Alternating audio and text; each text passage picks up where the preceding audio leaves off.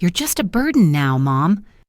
That's what my son told me on his wedding day after I brought his favorite apple pie, baked with trembling hands and foolish hope.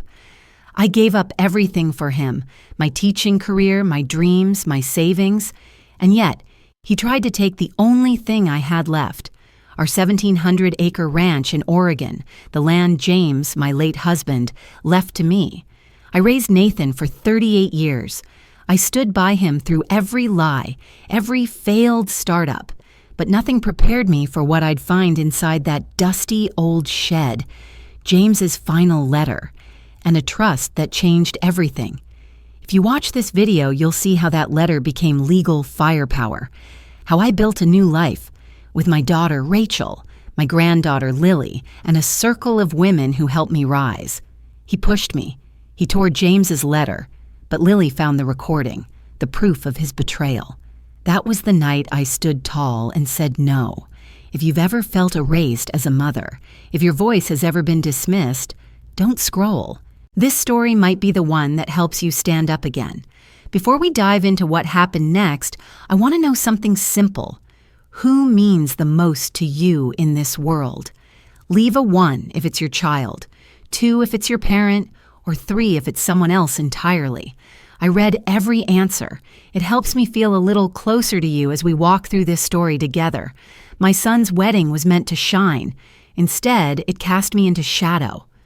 I stepped into the Portland venue, the glass walls catching the late summer sun like a prism. August 15, 2024, and the air carried a chill that bit my fingers. Fern centerpieces swayed on tables, their green fronds soft against white linens. The dessert table held apple pie, its cinnamon scent curling through the crowd. I smoothed my navy dress, the one James always said made my eyes fierce. His locket hung heavy in my purse, a cold weight against my palm, like a secret waiting to surface, tied to our ranch. I'd worn it for Nathan, hoping he'd see me, not just his mother, but the woman who gave up teaching to raise him. Foolish hope, it turned out. Lauren's cousin, a wiry girl with a clipboard, met me at the entrance. Her smile was tight, like she'd rehearsed it. "Evelyn, right? This way." She led me past the family table where Lauren's parents sat with corsages pinned bright to a back row chair near a drafty window. No mother's corsage for me, no ribbon, no nod. Guests whispered, "Who's she?" as I sat, hands folded, heart thudding. I was Evelyn Harper, 60, the woman who'd poured her life into Nathan. But here, I was a stranger. The ceremony blurred by, vows, rings, applause. Nathan, 38, stood tall in his tailored suit, eyes locked on Lauren. His smile was all for her, none for me. Rachel, my daughter, sat across the room, her face pale, eyes avoiding mine. At 35, she carried guilt from our distance, from the birthday I missed, when James was in the hospital. Lily, her 14-year-old daughter, my granddaughter, gave me a shy wave, her braces glinting. She saw my hurt, but her hands stayed knotted in her lap, too timid to cross the room. Toasts began at the reception. Lauren's father stood, his voice booming with pride. "To my daughter and her new life." Glasses clinked. Then her sister spoke, then college friends. Nathan never glanced my way. I'd written a speech, tucked in my purse, about his childhood, how he'd chase fireflies on our ranch, how I'd stayed up nights balancing his dreams with our bills. I waited for a nod, a signal. None came. I carried my homemade apple pie to the head table, the crust, golden, just how Nathan liked it. My hands shook as I offered it. "Nathan, I made this for you." His eyes flicked up, cold, impatient. "You're just a burden now, Mom," he snapped, loud enough for faces to flush around us. Lauren's smile froze, her polished nails tapping her glass. Rachel's head dropped, her shoulders hunching. Lily's eyes widened, a small gasp escaping. The pie sat untouched, its warmth fading. My chest tightened like the air had turned to stone. I wanted to speak, to say I'd given up my career, my dreams for him. Instead, I turned, the room blurring. I gave up teaching for him, I murmured, too soft for anyone to hear. Philosophy doesn't mend a broken heart, but it's true. Love doesn't demand applause, yet it deserves to be seen. I wasn't seen. Not by Nathan, not by the guests who averted their eyes. Outside, the Portland breeze stung my face, sharp as rejection. I gripped my purse, the locket's chain catching my fingers. I'd planned to give a toast, to share Nathan's firefly nights, but the words stayed crumpled in my speech. My heels clicked on the pavement, each step heavier than the last. I was Evelyn, the mother who built his world, now invisible at his wedding. The hurt settled deep, a quiet ache, like frost creeping over a field. As I reached for my phone to call a ride, my purse slipped. A wedding program fluttered out, landing on the damp grass. I bent to grab it, my breath catching.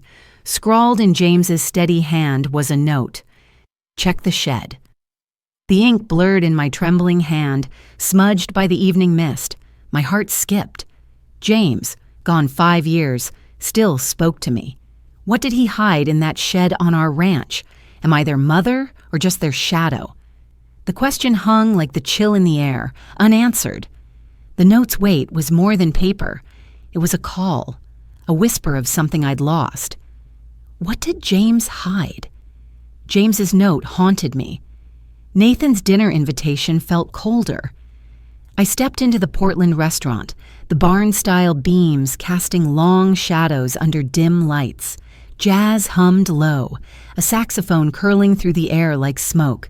The scent of grilled salmon lingered, sharp and rich, mixing with the clink of plates and murmured laughter. My purse pressed against my side, James's locket inside, its clasp clicking as I shifted it, a faint reminder of his secrets, maybe tied to the ranch Nathan now seemed to crave. My navy dress felt too tight, my heart tighter still. Nathan's words from the wedding, "You're just a burden now, Mom," echoed, a wound that hadn't scabbed over. The host, a young man with a practiced smile, led me to Nathan and Lauren's table. Nathan, 38, stood briefly, his hug quick, like a formality. His suit was crisp, too perfect for the son I'd raised on a dusty ranch. Lauren, 37, smoothed her silk blouse, her smile polished but cool, like she was guarding her status. "Good to see you, Evelyn," she said, her voice clipped, eyes barely meeting mine. I sat, my hands folding automatically, as if they could hold my dignity together. I was 60, the woman who'd poured everything into Nathan, my teaching dreams, my late nights balancing his ambitions. But here, I was a guest in their plan. Jazz notes drifted, soft and mournful. Nathan leaned forward, his smile forced, like he was selling something. "Mom, we've got something exciting." He slid a sleek portfolio across the cedar table, glossy renderings spilling out. Glass pavilions, meditation decks, pathways winding through trees. A wellness retreat, he called it, his voice smooth as the saxophone. "It's our legacy," Lauren added, her nails tapping the portfolio, her eyes on Nathan, not me. My stomach nodded. The ranch, our 1,700 acres of wild roses and pine, was mine, not theirs. I'd funded Nathan's startup, watched it collapse, and still sent checks when he asked. Now he wanted my land? My fingers tightened around my water glass, the ice shifting, cold as his wedding day snub. I tried to speak, to ask why they assumed I'd agree. "Nathan, this is my—" I started, but he cut me off. "You don't get how the world works, Mom," he said, his voice sharp, implying I was irrelevant, a relic who couldn't keep up. Lauren nodded, her lips tight, as if my hesitation threatened her carefully curated life. The words stung, deeper than the wedding's hurt. I'd given up my career, my nights for him. Love doesn't demand ownership, I thought, but it shouldn't be dismissed. My throat burned, but I stayed silent, the glass sweating in my hand, mirroring my unease. Excusing myself, I slipped to the restroom, my heels clicking on the hardwood. The jazz faded, replaced by the hum of my own thoughts.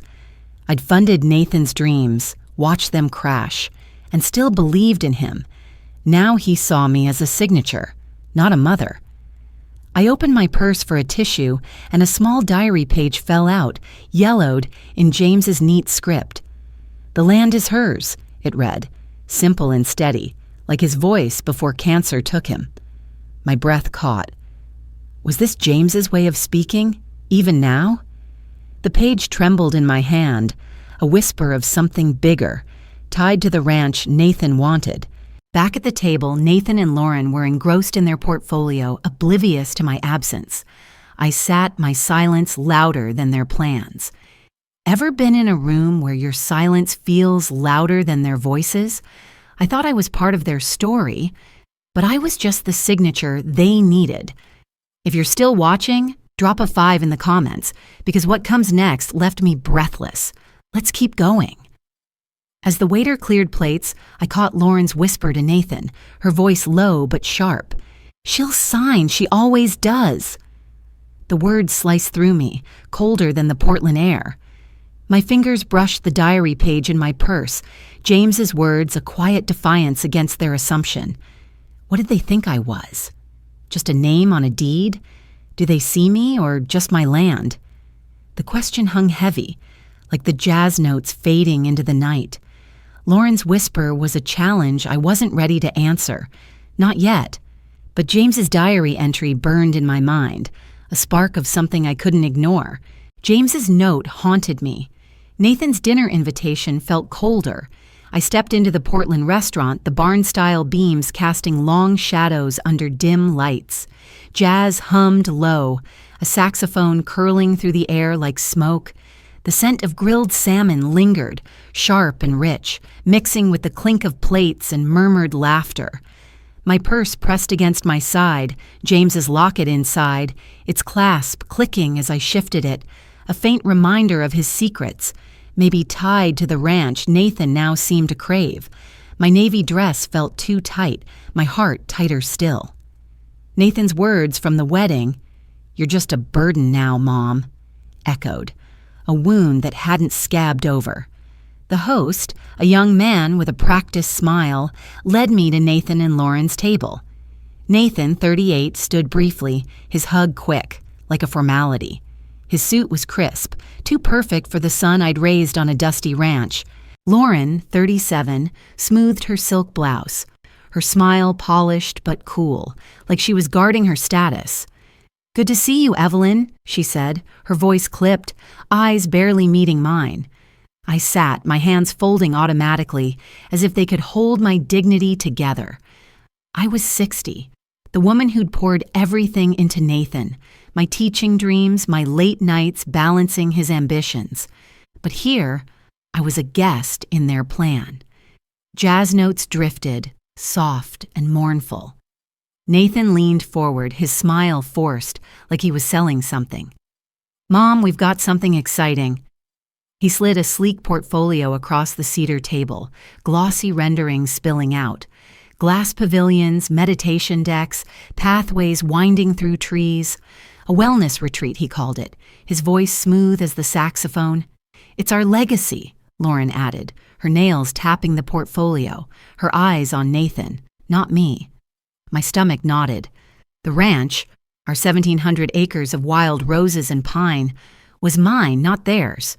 I'd funded Nathan's startup, watched it collapse, and still sent checks when he asked. Now he wanted my land? My fingers tightened around my water glass, the ice shifting, cold as his wedding day snub. I tried to speak, to ask why they assumed I'd agree. "Nathan, this is my—" I started, but he cut me off. "You don't get how the world works, Mom," he said, his voice sharp, implying I was irrelevant, a relic who couldn't keep up. Lauren nodded, her lips tight, as if my hesitation threatened her carefully curated life. The words stung, deeper than the weddings hurt. I'd given up my career, my nights for him. Love doesn't demand ownership, I thought, but it shouldn't be dismissed. My throat burned, but I stayed silent, the glass sweating in my hand, mirroring my unease. Excusing myself, I slipped to the restroom, my heels clicking on the hardwood. The jazz faded, replaced by the hum of my own thoughts. I'd funded Nathan's dreams, watched them crash, and still believed in him. Now he saw me as a signature, not a mother. I opened my purse for a tissue, and a small diary page fell out, yellowed in James's neat script. "The land is hers," it read, simple and steady, like his voice before cancer took him. My breath caught. Was this James's way of speaking? Even now? The page trembled in my hand, a whisper of something bigger tied to the ranch Nathan wanted. Back at the table, Nathan and Lauren were engrossed in their portfolio, oblivious to my absence. I sat, my silence louder than their plans. As the waiter cleared plates, I caught Lauren's whisper to Nathan, her voice low but sharp. "She'll sign, she always does." The words sliced through me, colder than the Portland air. My fingers brushed the diary page in my purse, James's words a quiet defiance against their assumption. What did they think I was? Just a name on a deed? Do they see me, or just my land? The question hung heavy, like the jazz notes fading into the night. Lauren's whisper was a challenge I wasn't ready to answer. Not yet. But James's diary entry burned in my mind, a spark of something I couldn't ignore. The shed key burned in my pocket. It promised answers Nathan hid. I drove the winding road to the Harper Ranch, my old pickup rattling over gravel. September 2024, and the Oregon air carried the sharp scent of pine, mingling with dry grass crunching under my tires. The sun hung low, painting the weathered shed in gold, its sagging roof a shadow against wild roses clinging to a nearby fence.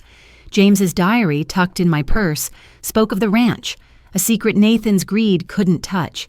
His words from our call, "You never did anything for me," still stung, a raw wound fueling my anger. I was Evelyn Harper, 60, the mother who'd given up teaching for him. Today, I'd find what James left me. Carla Nguyen waited by the gate, her gray hair tucked under a scarf, her smile quick and witty. At 62, she carried her own scars, estrangement from her son, a pain that echoed mine. "Got a treasure map yet?" she teased, her voice light but her eyes serious. I clutched the key, its brass warm in my palm, and managed a half smile. "Maybe James left one," I said, my heart thudding. The ranch stretched before us, 1,700 acres of rolling hills and memories. I'd raised Nathan here, watched him chase fireflies, but now he saw it as his ticket out of debt. My anger flared, hot and sharp, but a spark of hope flickered. James's note, "Check the shed," was leading me somewhere. We walked to the shed, dry grass snapping underfoot. The door creaked open, cedar dust swirling in the fading light. Inside, it smelled of old wood and time. Carla coughed, waving a hand. "This place holds ghosts," she said, her tone softening. "My son stopped calling years ago. Don't let Nathan steal your worth, Evelyn." Her words landed heavy, mirroring my fear of losing my children's love. I nodded, my throat tight. We moved crates, uncovering a canvas tarp. Beneath it, a locked metal box gleamed, its surface scratched but solid. My fingers traced its edges, my breath shallow. This was James's doing, I knew it. I hesitated, the key cold in my hand. Memories flooded back. James, his guitar silent after he gave up music for the ranch, for us. His eyes warm but distant, promising we'd be okay. "He left you something," Carla said, her voice firm, like she'd learned to carry her own regrets. "Open it." The box's label caught the light, James's handwriting clear. "For Evelyn only." My heart skipped, hope rising like the pine scent outside. Nathan's dismissal, his cruel denial of my sacrifices, pushed me forward. I wasn't just a mother. I was a woman with a past, a future, a right to fight. Love doesn't need to shout, I thought, but it demands to stand. I was standing now. The label's words burned into me, a whisper from James across 5 years gone. My anger at Nathan, at being erased, mixed with a cautious hope. This box held more than metal. It held my place, my worth. I gripped the key, defiance steadying my hands. The ranch, with its wild roses and endless sky, was mine. Nathan couldn't take it, not if James had planned otherwise. Was James my shield all along? The question hung, sharp as the evening air. The box's lock clicked open under my trembling fingers, a soft sound echoing in the shed. What's inside? The box opened with a groan. James's truth shook me awake. The shed on our Harper ranch stood quiet, its dusty air thick with cedar and memory. Late afternoon light slipped through cracked windows, painting golden streaks across the floor. Crickets chirped outside, a soft hum in the Oregon dusk. The ranch was mine, 1,700 acres of wild roses and pine, but James's diary hinted at more, a secret to protect from Nathan's greedy hands. His voice from our last call, "You're outdated, Mom," cut deeper than the evening chill. I was Evelyn Harper, 60, the mother who'd given up teaching for him. Now, alone in this shed, I held the key to something bigger. My fingers trembled as I lifted the box's lid, its hinges creaking like an old song. Inside, a folded deed sat atop a single sheet of paper, James's handwriting steady and sure. The deed named me sole owner of the ranch, dated 5 years before his death. My breath caught, sharp as the cricket song.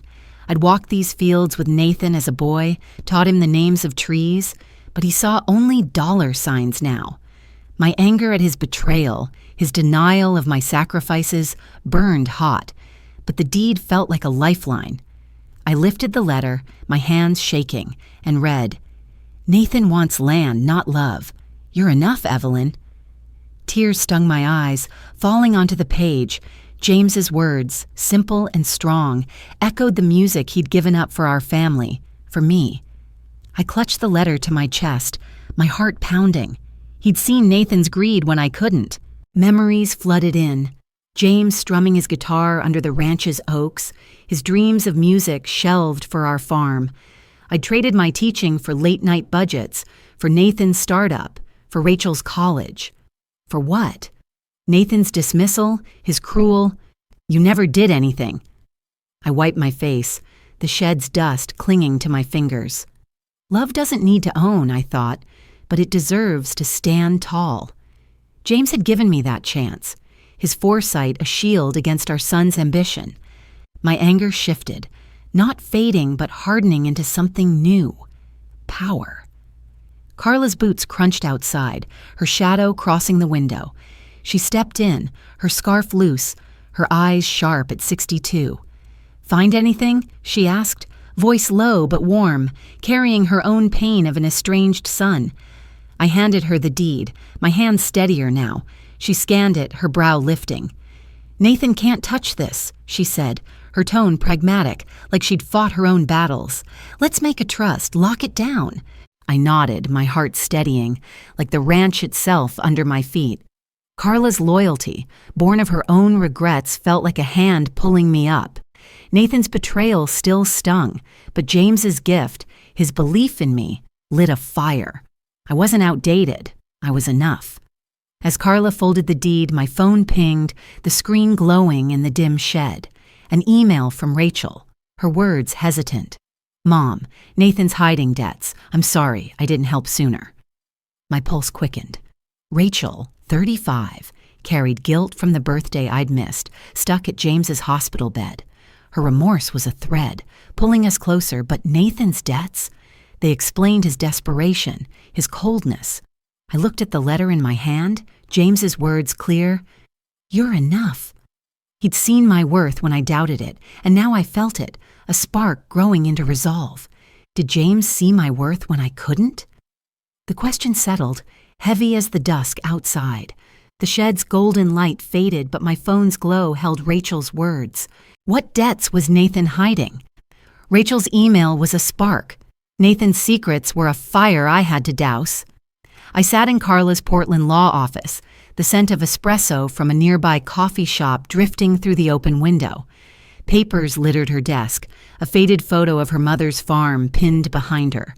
The early fall light cast soft shadows, but my heart was steady, fueled by the deed I'd found in the shed. James's words, "You're enough, Evelyn," were my shield, but Nathan's moves threatened to breach it. His dismissal, "You're outdated," still burned, a reminder of his greed for our ranch. I was Evelyn Harper, 60, no longer just a mother, but a woman reclaiming her place. Carla, 62, tapped her pen, her gray eyes sharp. "We'll lock this down," she said, drafting a trust to protect the 1,700-acre ranch.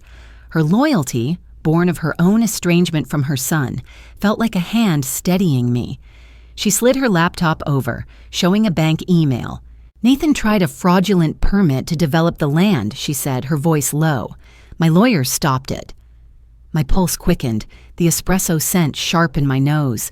Nathan's desperation was clearer now, his loans collapsing, his retreat a lifeline he thought I'd hand over. I nodded, my jaw tight. "Add every clause you can," I said. Carla's fingers flew across the keyboard, her resolve mirroring mine. I wasn't just fighting for land, I was fighting for myself. The ranch's garden stretched before me later that day, wild roses fading in the early fall breeze. Lily, my 14-year-old granddaughter, knelt beside me, her hands clumsy with pruning shears. Her braces glinted as she glanced up, eyes wide with worry. "Dad's anger scares me," she confessed, snipping a wilted rose. The air smelled of earth and pine, grounding us. I'd told her stories of this ranch, fireflies, James's guitar, since she was small. Now she saw Nathan's ambition, not his heart. "You're stronger than him, Grandma," she said, her voice soft but sure. We planted wildflower seeds, pressing them into the soil, a quiet promise of new growth. My fingers brushed hers, a bond forming, like the roots we buried. Love doesn't need to conquer, I thought, but it needs to grow. Lily's loyalty was a spark of hope, easing the anger Nathan's betrayal had stoked. Back at the cabin, my phone buzzed. Rachel's voice came through, hesitant but warm. "Mom, I should have trusted you sooner," she said, her words heavy with guilt from the birthday I'd missed, tending to James in the hospital. "Nathan's loans are defaulting. He's a mess." Her support, fragile but real, felt like a bridge rebuilding. I gripped the phone, the breeze rustling outside. "I need you, Rachel," I said, my voice steady. She paused, then whispered, "I'm here." Nathan's shadow loomed, his greed a threat to our family, but Rachel and Lily were my light. My resolve hardened. The trust Carla drafted a wall against Nathan's plans. As I set the phone down, Carla texted a new bank email. "Nathan Harper requests land appraisal." My heart skipped. He was still scheming even after his permit failed. The screen glowed in the dim cabin, the words sharp as the crickets' chirp outside. My empowerment grew, tinged with hope from Lily and Rachel, but Nathan's moves were a storm brewing. I wasn't just protecting the ranch, I was saving what family meant to me. Can I save my land and my family? The question lingered, sharp as the fall breeze. The bank email glowed on Carla's screen, a warning of Nathan's next step. What was he planning? Nathan's appraisal email was a warning. His anger was a wound. I stood on the cabin porch, the Harper Ranch stretching quiet under a gray October sky. Frost dusted the grass, sparkling in the dim light, and leaves rustled in a chilly Oregon breeze. The deed from James, tucked safe in my pocket, gave me strength. But Nathan's greed could rip it away, like a letter tossed in the dust. His words, "You're outdated," echoed from our call, a blade in my heart. I was Evelyn Harper, 60, the mother who'd traded dreams for his. Now, I'd protect what was mine. Tires crunched gravel, loud and sharp. Nathan's car rolled up, his suit wrinkled, eyes narrow with desperation. At 38, he looked older, weighed by loans I'd learned about from Rachel. He stepped onto the porch, boots heavy, frost cracking underfoot. "You owe me, Mom," he said, voice low, demanding. "Sign over the land." His hands clenched, like he could force the ranch from me. I gripped the porch rail, my anger flaring. "It's mine, Nathan," I said, my voice steady. "James left it to me." His jaw tightened, a storm brewing in his eyes. Inside the cabin, I pulled James's letter from my pocket. Its words, "You're enough." My anchor. Nathan followed, his shadow dark in the doorway. "You don't get how the world works, Mom," he shouted, snatching the letter from my hand. "If your own child tore up the last words your partner left behind, would you still be able to call them family?" What happened next broke something in me. If you're still watching, drop a 6 in the comments so I know I'm not the only one holding my breath. Before I could move, he tore it, pieces fluttering to the dirt floor. My breath caught, sharp as the frost outside. He pushed me aside, his hand rough on my shoulder, storming toward the shed. "I'll find what I need," he yelled. Lily, 14, stood frozen in the corner, her braces glinting as she gasped, clutching my arm. Her wide eyes screamed fear, but she didn't let go. My heart shattered, not for the letter, but for the son who'd vanished. Love doesn't break, I thought, but it can be trampled. Nathan had crossed a line. Rachel's car pulled up, gravel snapping. At 35, she carried guilt from her 18th birthday, when I'd been at James's hospital bed instead of her party. She rushed in, seeing the torn letter scattered like leaves. "Nathan, you've gone too far," she shouted, her voice cracking with fury. Nathan spun, his face red. "Stay out of this, Rachel," he snapped, but her eyes held fire, her remorse turning to strength.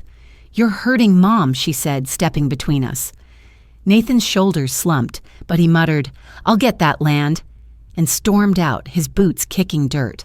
Lily clung tighter, her small hand warm on mine. Rachel's stand, Lily's loyalty. They were my roots now. We followed Nathan to the shed, his footsteps fading in the dusk. Lily bent down, picking up a small recorder he'd dropped, its red light blinking. "Grandma, listen," she whispered, pressing play. Nathan's voice crackled, discussing a shady loan with a banker, promising the ranch as collateral. My pulse raced. His desperation was deeper than I'd known, his betrayal colder. The frost outside gleamed, mirroring my resolve. I wasn't just fighting for land, I was fighting for my worth, for the family I still had. Rachel's hand brushed mine, her eyes soft. "We're with you, Mom," she said. My anger peaked, but their support lit a fire of determination. Did I lose my son, or find my strength? The question cut, sharp as the breeze. The recording crackled in Lily's hand, Nathan's secrets laid bare. What was he hiding? Nathan's recording was his mistake. I needed voices to lift me up. Rain pattered softly outside the Portland Community Library, its cozy back room lit by a single lamp. Folding chairs creaked as I settled in, the faint hum of slow jazz drifting from a community dance down the hall. The air smelled of old books and coffee, grounding me after Nathan's cruelty, his torn letter, his push, his voice spitting, "You don't get how the world works." James's deed was my foundation, tucked safe in my pocket, but others would help me stand against Nathan's storm. I was Evelyn Harper, 60, no longer just a mother erased by her son, but a woman finding her place. Susan Miller, 62, welcomed me to her reading group, her smile warm as the wool scarf around her shoulders. Widowed a year ago, she carried a quiet loss, her eyes soft with understanding.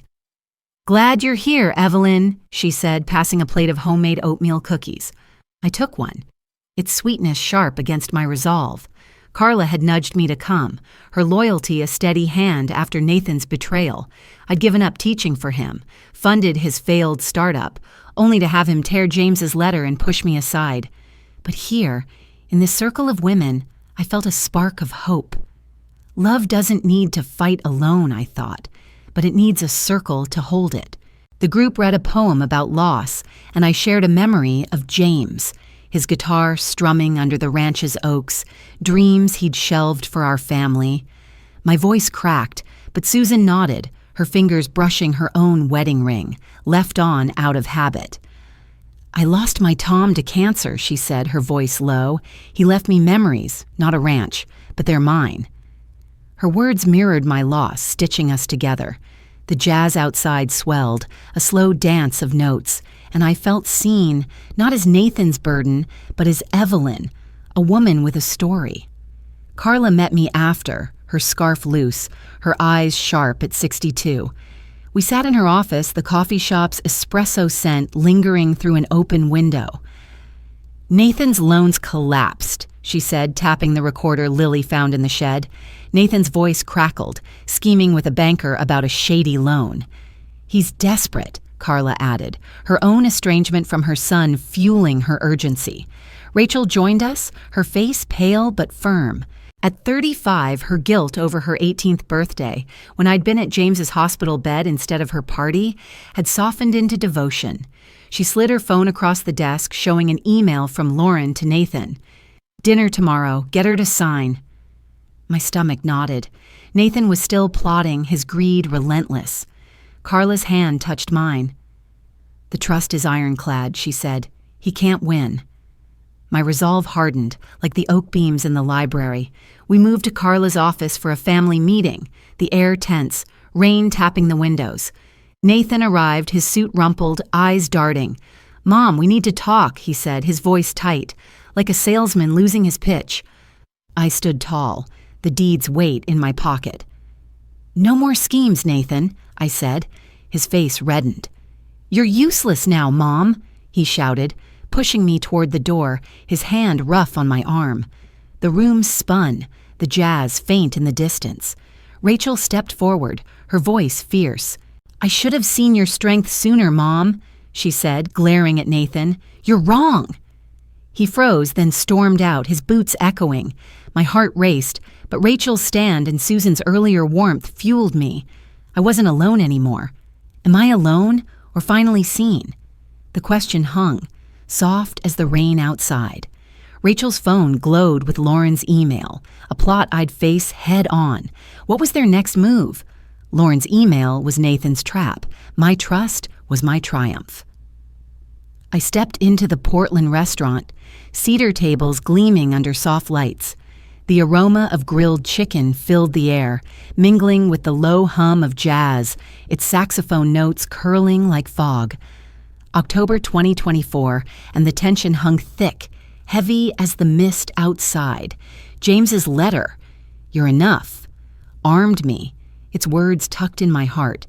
But the trust document in my bag would speak louder than Nathan's lies. I was Evelyn Harper, 60, no longer the mother he dismissed, but a woman ready to claim her justice. Nathan and Lauren sat at a corner table, their faces lit by candlelight. Nathan, 38, leaned forward, his suit rumpled, eyes desperate. Lauren, 37, fidgeted with her napkin, her polished facade cracking. Rachel, 35, sat beside me, her hand brushing mine, her support firm after years of distance over her missed birthday. Lily, 14, watched quietly, her braces glinting, pride in her eyes. I smoothed my coat, the trust document heavy in my bag. Nathan's voice cut through the jazz. "Mom, we've got new plans for the retreat," he said, sliding a glossy folder forward. His sneer came quick. "You made me this way, Mom, holding me back." The words stung, blaming me for his greed, his failed startup I'd funded. Plates clinked, the room's chatter fading as eyes turned. My resolve tightened, a fire against his betrayal. I let him talk, his voice smooth, pitching glass pavilions and wellness decks on my ranch, my 1,700 acres of pine and wild roses.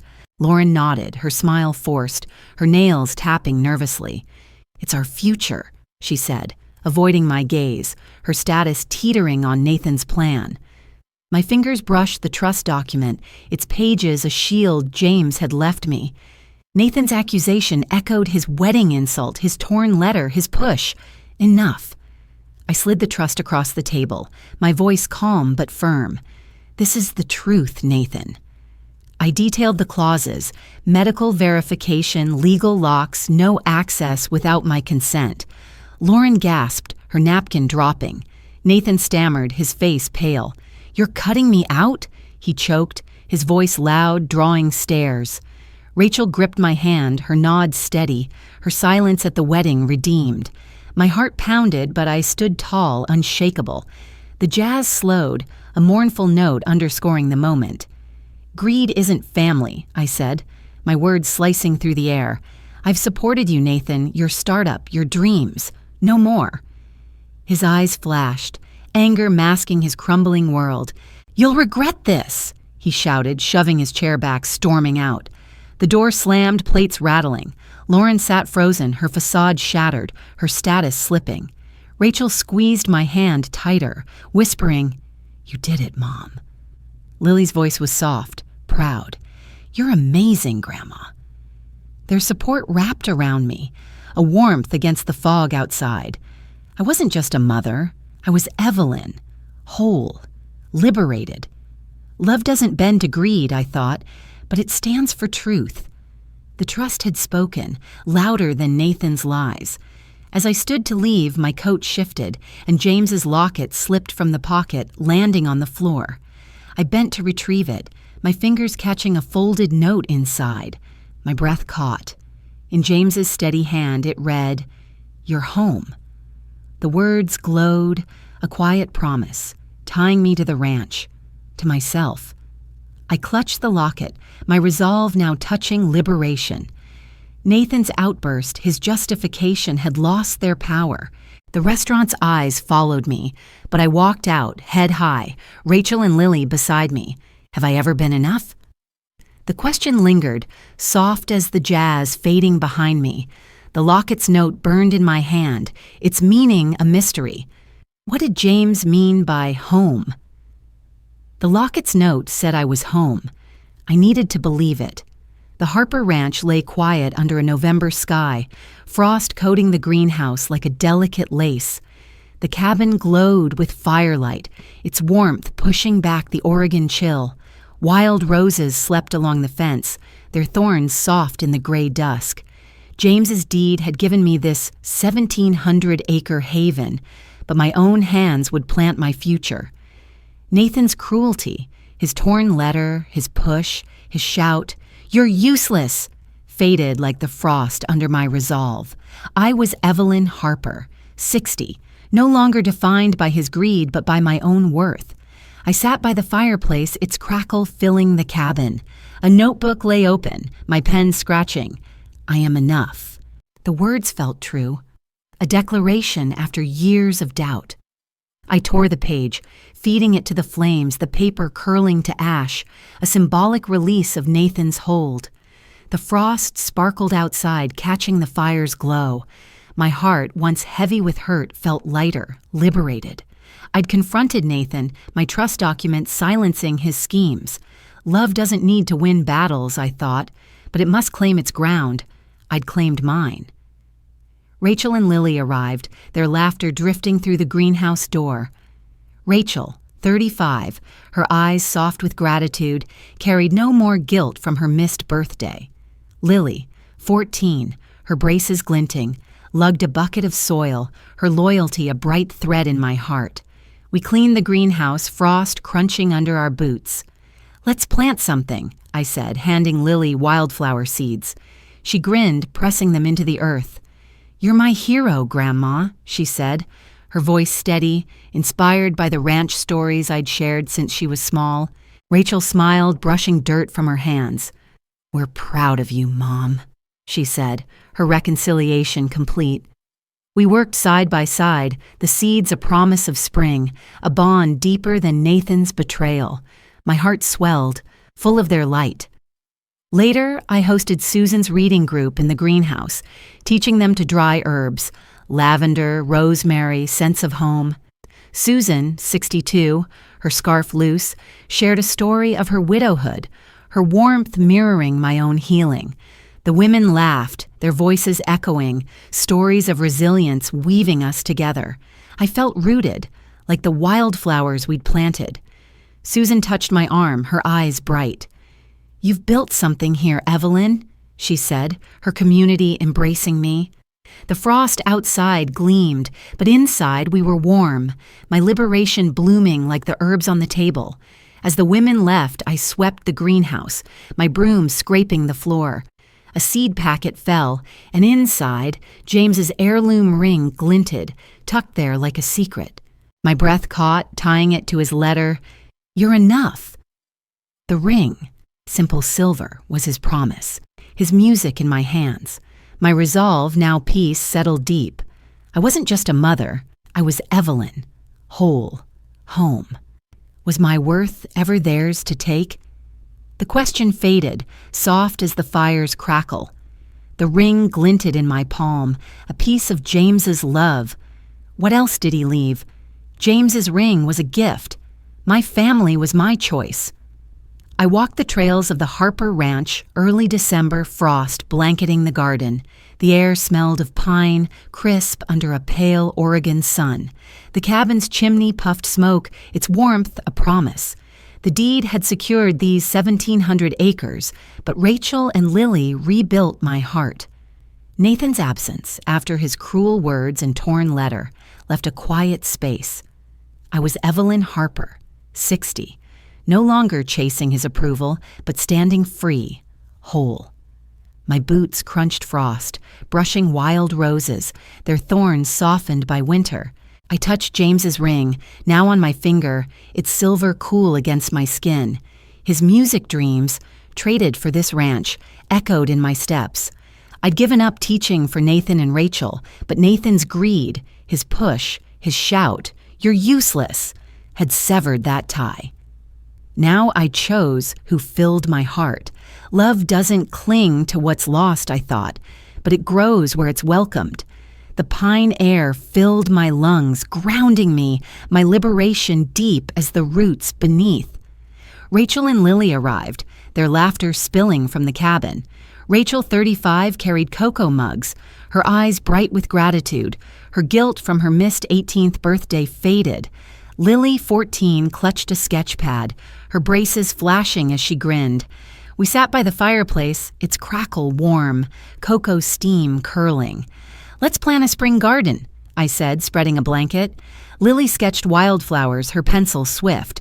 "It'll be like your stories, Grandma," she said, her pride clear, rooted in the ranch tales I'd shared since she was small. Rachel smiled, stirring her cocoa. "I should have seen your strength sooner, Mom," she said, her voice soft, her redemption complete. We laughed, plotting flower beds, their voices weaving a new family thread. My heart swelled, fulfilled by their presence. Carla stopped by, her scarf loose, her smile wide at 62. "The trust's ironclad," she said, leaning against the porch rail, frost crunching under her boots. Her own estrangement from her son fueled her joy in my triumph. "You did it, Evelyn," she said, her eyes gleaming. I nodded, the ring glinting on my finger. I stepped onto the porch, the pine air sharp, my chosen family around me. Rachel's hand brushed mine, Lily's laughter rang, Carla's loyalty held fast. Nathan's shadow was gone, replaced by this warmth, this home. As they left, Lily slipped a drawing into my journal, its colors vivid, a sketch of the ranch, titled Grandma's Home. My breath caught, her admiration sealing our bond. The paper glowed in the firelight, a testament to what I'd built. I was no longer Nathan's burden, but Evelyn at peace, autonomous. Did I find my family or build it? The question settled, light as the frost outside. The drawing's colors glowed in my hand, a promise of spring. What would it bring? Lily's drawing was my mirror. It showed me home.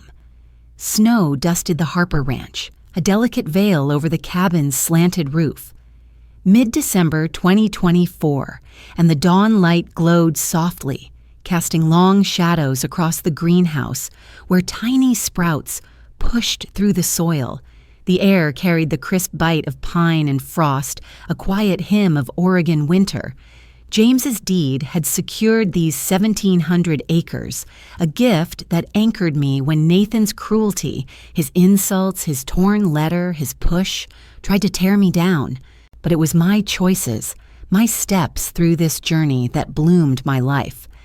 I was Evelyn Harper, 60, no longer chasing Nathan's approval or Rachel's forgiveness. I stood whole, empowered, at peace. I sat at the kitchen table, a chipped mug of tea warming my hands. The cabin smelled of cedar and smoke, the fireplace crackling with logs that snapped like soft applause. My journal lay open, its pages filled with words I'd never dared write before. "I am home," I scratched out, the pen steady, the ink bold. The silence was profound. No phone buzzing, no demands from Nathan, no echo of his voice calling me useless or outdated. I'd given up my teaching career for him, poured savings into his failed startup, stayed up nights balancing his dreams with our bills. For Rachel, too, I'd sacrificed, missing her 18th birthday for James's hospital bed. But Nathan's betrayal, his public snub at the wedding, his destruction of James's letter, had severed that tie. Rachel's remorse, Lily's loyalty, Susan's warmth, Carla's strength. They were my family now, chosen not by blood, but by love. Love doesn't chase what's gone, I thought, but it builds where it's welcomed. The snow fell outside, quiet and steady, blanketing the ranch in a hush that felt earned. The tea steamed, curling upward like a prayer. I flipped through my journal, pages of hurt and anger now giving way to peace. Nathan's absence was a relief, a justice after his greed tried to steal my ranch. The trust Carla drafted, locked tight with clauses, had silenced his schemes. Rachel's voice, once distant, now rang clear with, "I should have seen your strength sooner." Lily's drawing, titled Grandma's Home, sat on the table, its colors vivid, green hills, wild roses, a tiny cabin under a wide sky. At 14, she saw me, not as a burden, but as a hero. Susan's reading group, Carla's loyalty. They wove a community around me, threads stronger than Nathan's betrayal. I sipped my tea, the warmth spreading, my heart full. I wasn't just a mother. I was Evelyn, rooted, whole. I pulled on my boots, the frost crunching as I stepped toward the greenhouse. The air bit my cheeks, pine scent sharp in my lungs. Inside, the glass walls shimmered with frost, but tiny wildflower buds planted with lily peeked through the soil. I knelt, my fingers brushing the earth, James's ring glinting on my hand. Its silver was cool, a quiet echo of his music dreams, sacrificed for this ranch, for us.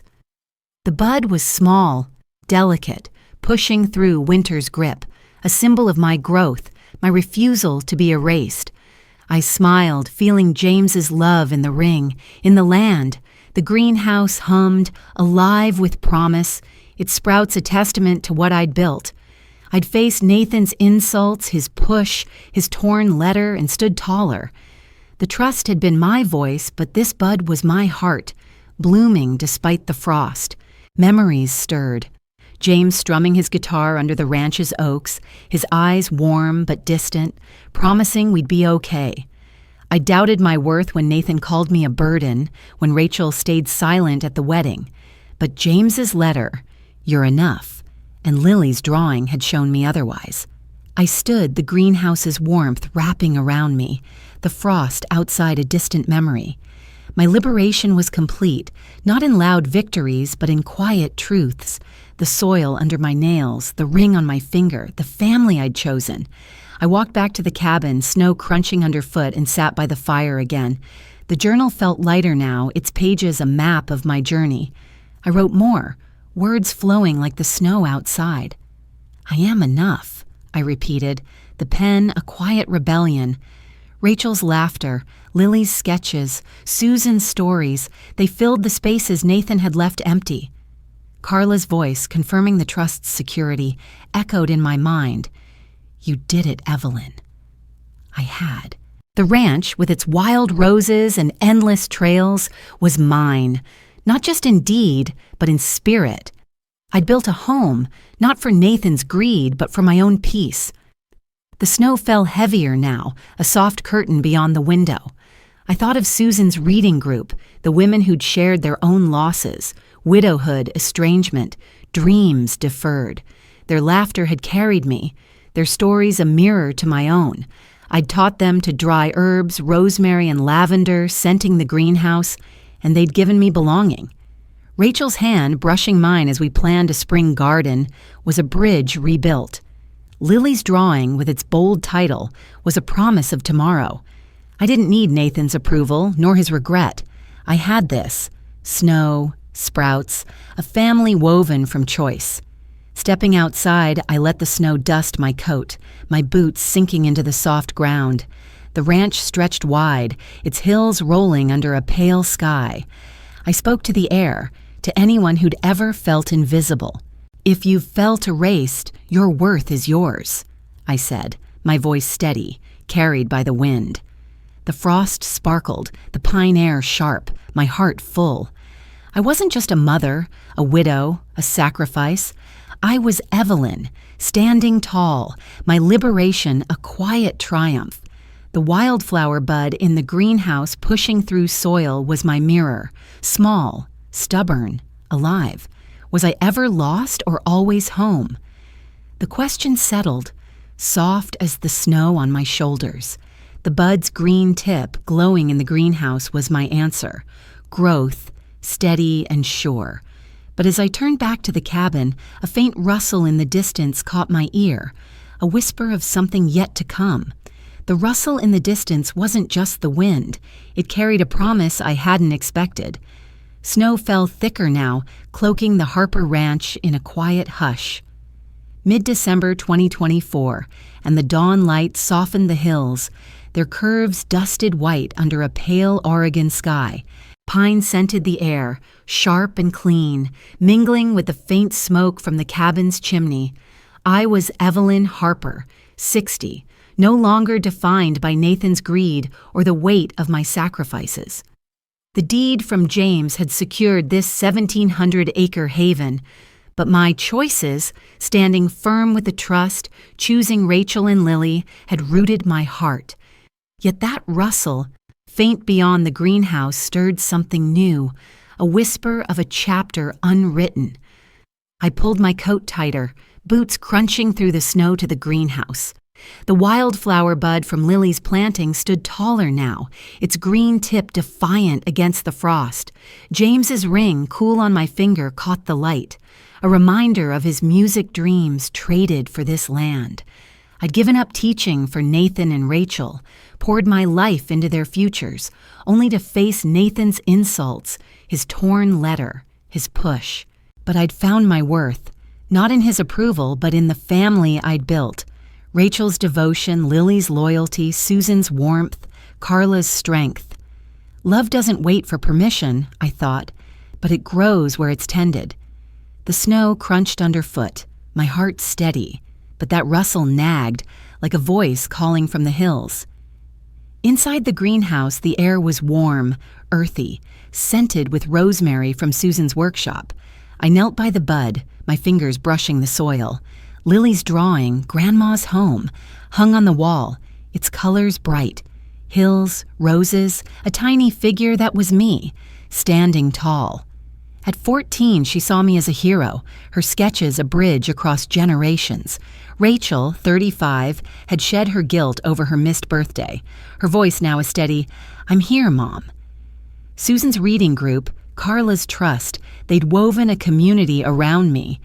But the rustle outside, sharp in the quiet, pulled my gaze. I stood, peering through the frosted glass, seeing nothing but snow and shadows. Back at the cabin, I stoked the fire, logs snapping softly. My journal lay open, pages filled with my journey, hurt, anger, resolve, liberation. I wrote, "I am enough," the words a mantra now. The rustle came again, closer, like footsteps on the trail. My pulse quickened.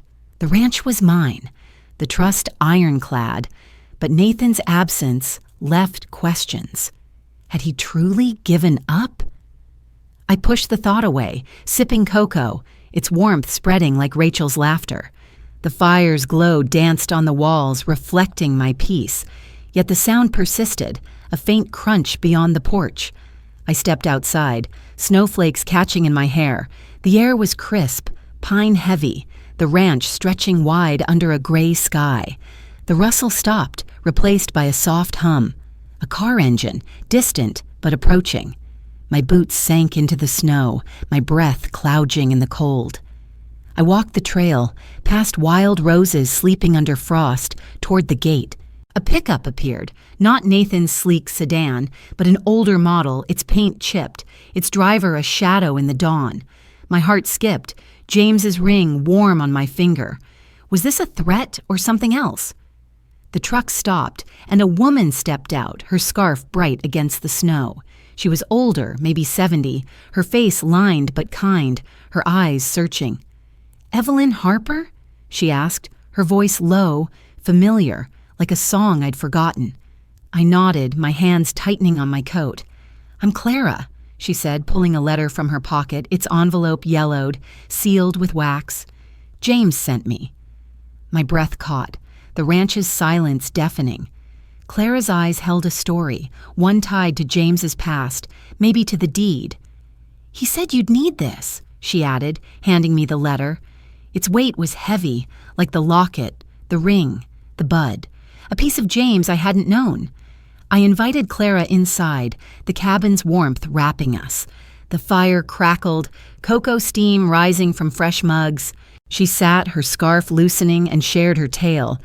She'd known James in his music days, a friend from his band before he chose the ranch over the stage.